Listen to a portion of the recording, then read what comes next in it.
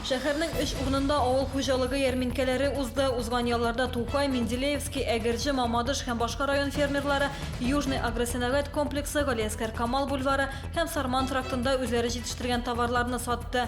Ит, йомырка, бәрәңге һәм башка яшелчә җиләк-җимешләр авыл хуҗалыгы министрлыгы тәкъдим иткән бәядән артмаска тиеш. 3 октябрьдә Шамил Усманов проспектында да авыл хуҗалыгы продукциясын сату оештырылачак. Ярминкәләр декабрь азагына кадәр дәвам итәчәк. Чаллыда Кама веломарафоны узды. Чарада 11 меңгә якын шәһәрдәшебез катнашты. Чара Комсомол районының мәдәният паркында һәм Яңа шәһәрдә яр буенда узды. Бирдә төрле оешма вәкилләре, студентлар, мәктәп укучылары, спортчылар, инвалидлар катнашты. Җиңүчеләр медаль һәм мактау грамоталары белән бүләкләнде.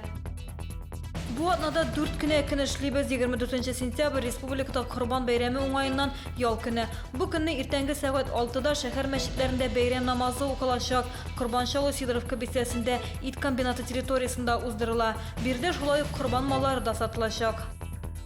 Шәһәр проспектларында җәмәгать транспорты өчен аерым полосалар бүлеп бирә башладылар. Норматив буенча әлеге юл өлешенә А хәрефе ясала. Якын арада җәмәгать транспорты юлы дигән билгеләр дә урнаштырылачак. Мондый полосалар Тынычлык, Мәскәү, Хәсән Туфан һәм башка автобуслар күп йөри торган урыннарда барлыкка киләчәк. Бу һәм башка хакта тулырак яңалыкларның кичке чыгарылышында ул 19 сәгать 10 минутта эфирга чыга.